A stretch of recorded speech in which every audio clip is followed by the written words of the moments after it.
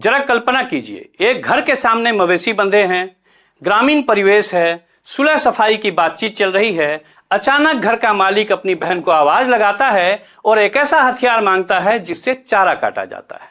सामने वाले को लगता है कि शायद मवेशियों के लिए घास काटी जाएगी, लेकिन अगले ही पल एक इंसान का सिर धड़ से अलग हो जाता है और वह कातिल भागता नहीं है, डरा हुआ नहीं है, बल्कि उस कटे हुए सिर को हाथ में लटकाए शान से टहलता हुआ थाने पहुंच जाता है।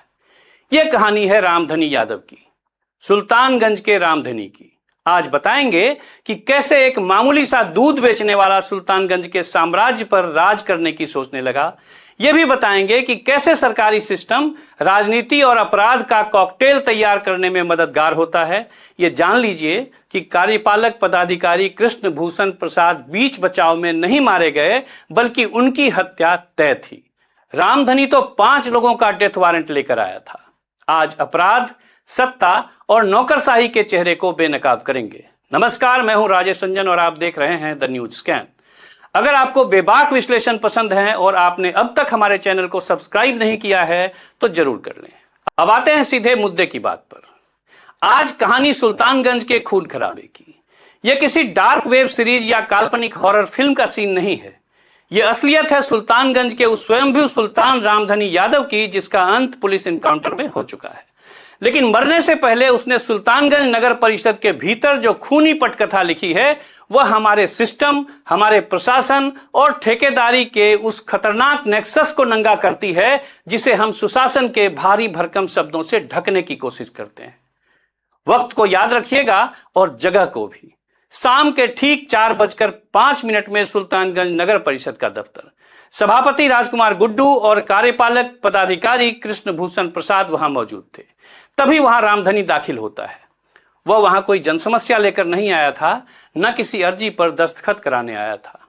वह तो 5 लोगों की मौत की कहानी लिखने आया था। अक्सर ऐसी वारदातों के बाद पुलिस या थ्योरी या मीडिया की सुर्खियां आपको समझाएंगी कि अधिकारी की मौत बीच बचाव में हो गई। इसी तरह की बात इस मामले में भी बताई जा रही है।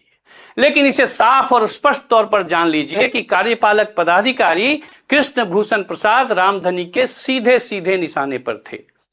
रामधनी के निशाने पर कुल 5 लोग थे। चेयरमैन राजकुमार गुड्डू, कार्यपालक पदाधिकारी कृष्ण भूषण प्रसाद, 2 वर्तमान पार्षद और 1 पूर्व पार्षद जिनकी पत्नी अभी पार्षद है। जान लीजिए कि यह हमला महज एक अपराधी की सनक नहीं थी, यह उस सिस्टम पर सीधा प्रहार था जो रामधनी के खिलाफ पार्टी बन चुका था। आखिर कौन था यह रामधनी यादव? यह कहानी शुरू होती है 1985 के आसपास से। एक मामूली सा लड़का जो मवेशी पालता था और घर घर जाकर दूध बेचा करता था। उसकी मां इसी सुल्तानगंज के चौक पर झाल मुढ़ी बेचा करती थी। गरीबी थी, संघर्ष था, लेकिन दूध के केन उठाने वाले हाथों ने जब रंगदारी की चमक देखी तो वह सुल्तानगंज का शहंशाह बनने की सनक पालने लग गया। 1987-88 में उसने पहली हत्या की। उस वक्त सुल्तानगंज के तमाम कारोबार पर मारवाड़ियों का वर्चस्व था। पार्वती मिल के मालिक मुरारका परिवार का शहर में बड़ा नाम था। रामधनी ने इसी परिवार से जुड़े एक शख्स की हत्या रंगदारी नहीं मिलने पर कर दी। इस एक मर्डर ने सुल्तानगंज के व्यापारियों में ऐसा खौफ भरा कि वहां से मारवाड़ियों का पलायन शुरू हो गया। शहर की आर्थिक रीढ़ टूटती रही और रामधनी का काला साम्राज्य फैलता रहा। उसने अपना दायरा सिर्फ सुल्तानगंज तक सीमित नहीं रखा। असरगंज, बरियारपुर और उसके ससुराल तीनटंगा के करारी गांव तक उसके बंदूकों की गूंज सुनाई देने लगी। देखते ही देखते वह मुंगेर, खगड़िया और भागलपुर के लिए एक दुर्दांत नाम बन गया था। पुलिस फाइलों में दर्ज अपराध तो केवल एक बानगी है। चर्चा तो यह भी है कि उसने कई ऐसी हत्याएं की जिनकी लाशें आज तक मिली ही नहीं। वह हत्या के बाद लाशें गायब करने का उस्ताद माना जाता था। सुल्तानगंज की इस खूनी विरासत को समझने के लिए हमें उस दौर के पन्ने पलटने होंगे जब यहां 2 दबंग गुटों ने अपनी समानांतर सत्ता चला रखी थी। एक गुट था शेखर चौधरी का और दूसरा था प्रदीप यादव का। शेखर चौधरी का गुट स्थानीय व्यवसायियों को प्रोटेक्शन देने के नाम पे वसूली करता था, जबकि प्रदीप गुट का साम्राज्य गंगा घाट, बस स्टैंड और पार्किंग की रंगदारी पर टिका था। इन दोनों गुटों के बीच वर्चस्व की ऐसी जंग चलती थी कि लोग बताते हैं महज 30 दिनों के भीतर यहां 32 लाशें गिरी थी। यह तो सिर्फ पुलिस रिकॉर्ड का डाटा है, वास्तविकता शायद इससे कहीं ज्यादा भयावह रही होगी। उस दौर में इस गैंगवार में कोई पुलिस वाले भी मारे गए। रामधनी उस वक्त इन दोनों गुटों के बीच अपनी जगह बनाने के लिए छटपटा रहा था, लेकिन ये बड़े गुट उसे कोई भाव नहीं दे रहे थे। फिर वक्त का पहिया घूमा। प्रदीप यादव के भाई राजकुमार यादव को एसटीएफ ने एनकाउंटर में ढेर कर दिया। राजकुमार की पत्नी दयावती थी। कुछ समय बाद प्रदीप का दूसरा भाई प्रहलाद यादव भी मारा गया। शेखर चौधरी, जो सुल्तानगंज की कलाली गली का रहने वाला था, 1995-96 के आसपास अचानक गायब हो गया।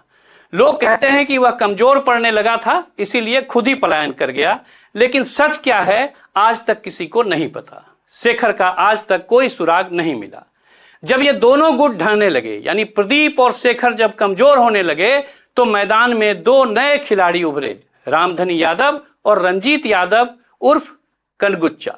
कनगुच्चा ने राजकुमार यादव की विधवा यानी अपनी भाभी दयावती से शादी कर ली। कनगुच्चा ने अपना एक अलग मजबूत गैंग खड़ा किया। वह प्रदीप के साथ नहीं चला। अब सुल्तानगंज के अखाड़े में रामधनी और कनगुच्चा आमने सामने थे।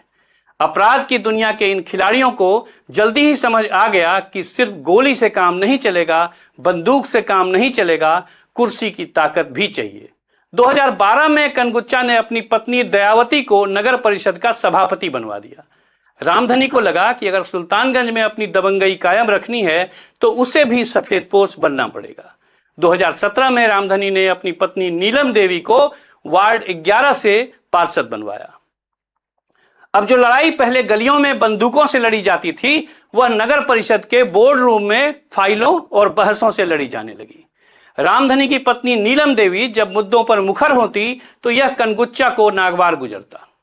वर्चस्व की यह जंग इतनी बढ़ गई कि 2017 की एक सामान्य बोर्ड की बैठक में रामधनी के गुंडे दफ्तर में घुस गए और विरोधियों को टारगेट करने लगे। तमाम बैठकों में बाहर और आसपास दोनों गुटों के हथियारबंद गुर्गे घूमा फिरा करते थे, तैनात रहा करते थे। तनातनी तो दिनचर्या का हिस्सा बन चुकी थी। सत्ता की इस कुर्सी के लिए रामधनी ने अविश्वास प्रस्ताव का खेल खेला। एक रात जब दयावती देवी अविश्वास प्रस्ताव से निपटने के लिए पार्षदों का समर्थन जुटाने के लिए रेखा देवी नाम की एक पार्षद के घर पहुंची, तो रामधनी के लोगों ने वहां फायरिंग कर दी। एक शिक्षक को गोली लगी, एक ठेकेदार घायल हुआ। अविश्वास प्रस्ताव सफल रहा और दयावती की कुर्सी चली गई। 2019 में रामधनी अपनी पत्नी को सभापति की कुर्सी पर बैठाने में कामयाब हो गया। 2022 में चुनाव का गणित बदल गया। परिसीमन और आरक्षण की वजह से रामधनी की पत्नी चेयरमैन का चुनाव नहीं लड़ सकती थी। यहां रामधनी ने चाल चली और राजकुमार गुड्डू को अपना मोहरा बनाकर चेयरमैन पद के लिए उतारा। रामधनी ने गुड्डू के लिए अपनी पूरी ताकत लगा दी। उसका मकसद साफ था, चेयरमैन गुड्डू होगा, उपसभापति उसकी पत्नी होगी और सुल्तानगंज के तमाम ठेके पट्टे रामधनी की मर्जी से चला करेंगे। लेकिन कनगुच्चा शतरंज का शातिर खिलाड़ी। उसने नतीजे आने के बाद धीरे धीरे गुड्डू को अपने जाल में लेना शुरू किया। सुल्तानगंज में असली खेल श्रावणी मेले के फंड और वहां होने वाली ठेकेदारी का होता है। कनगुच्चा ने गुड्डू के सम्मान में अपने आवास पर एक सम्मान समारोह रखा।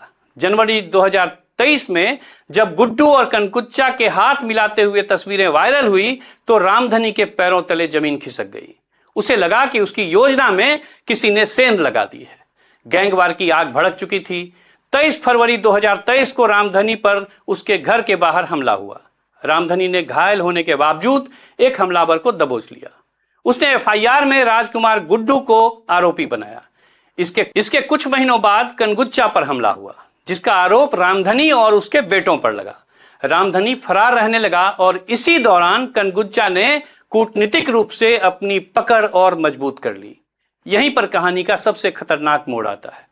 सुल्तानगंज में इससे पहले जो भी अधिकारी रहे वे संतुलन बनाकर चलते रहे। रामधनी अपनी ताकत और दिमाग से अफसरों को मैनेज करना जानता था, लेकिन कार्यपालक पदाधिकारी कृष्णभूषण प्रसाद के बारे में यह बात खुलकर सामने आ रही है कि वे पूरी तरह से गुड्डू और कनगुच्चा के पाले में खड़े हो गए थे। सच यह भी है कि कृष्णभूषण को सुल्तानगंज का प्रभार दिलाने के लिए चेयरमैन गुड्डू ने अपने संपर्क और प्रभाव का इस्तेमाल किया था। कहा जा रहा है कि राजकुमार गुड्डू, कनगुच्चा और प्रशासनिक तंत्र ने मिलकर रामधनी की आर्थिक नाकेबंदी कर दी थी। श्रावणी मेले के ठेके, गंगा घाट की वसूली और शमशान घाट तक के टेंडर से रामधनी और उसके लोगों को बाहर कर दिया गया था। इस बार ठेकेदार बाहर के थे या उनका कनेक्शन कहलगांव से था। रामधनी को समझ आ गया था कि तिकड़ी ने उसे न केवल राजनीतिक रूप से बल्कि आर्थिक रूप से भी खत्म करने की योजना तैयार की है, और यही वह गुस्सा था जिसने कृष्ण भूषण प्रसाद को निशाने पर ला खड़ा किया। फैक्ट्स बता रहे हैं कि सिस्टम अब रेफरी नहीं था, वह एक गैंग का हिस्सा बन चुका था। रामधनी का एक बेटा मनीष भागलपुर में लोजपा की युवा विंग का जिलाध्यक्ष है और सन्नी एमएलसी विजय कुमार सिंह का प्रतिनिधि है। कहा जाता है कि बेटे अपने पिता के आक्रामक तौर तरीकों के खिलाफ थे। वे मामलों को डिप्लोमेटिक तरीके से सुलझाना चाहते थे, लेकिन रामधनी पुराने ढर्रे का अपराधी था जिसकी फितरत बातचीत के बीच अचानक हिंसक हो जाना था। राजकुमार गुड्डू का वह वीडियो संदेश जिसमें उन्होंने कहा कि जो लोग सुल्तानगंज को अपनी जागीर समझते हैं वे मान लें कि अब उनके दिन लद गए, रामधनी के लिए आखिरी उकसावा साबित हुआ। रामधनी मर गया, पुलिस ने उसे एनकाउंटर में ढेर कर दिया, लेकिन सवाल यह है कि वह नेक्सस कब मरेगा, वह सिस्टम कब खत्म होगा जो अपराधियों को ठेकेदारी और राजनीति के रास्ते रसूख दिलाता है। क्या एक अधिकारी की जान सिर्फ इसीलिए गई क्योंकि वह दो गुटों के जंग में एक पक्ष का मोहरा बन गया था? क्या सुल्तानगंज की जनता को कभी इस रक्त चरित्र से मुक्ति मिलेगी? जब तक सत्ता, सिस्टम और अपराधियों का यह ट्रायंगल नहीं टूटेगा, तब तक सुल्तानगंज की गलियों में कोई न कोई नया रामधनी पैदा होता रहेगा और कोई न कोई नया अधिकारी इसी तरह अपनी जान गंवाता रहेगा। आज बस इतना ही। अगर आपको सत्ता से सीधे सवाल और बेबाक विश्लेषण पसंद है तो हमारे चैनल को लाइक और सब्सक्राइब जरूर कर लें। विश्लेषण पसंद आया हो तो वीडियो को शेयर भी करें। जल्द मिलते हैं एक और जरूरी मुद्दे के साथ। तब तक के लिए द न्यूज स्कैन की तरफ से राजेश रंजन का नमस्कार।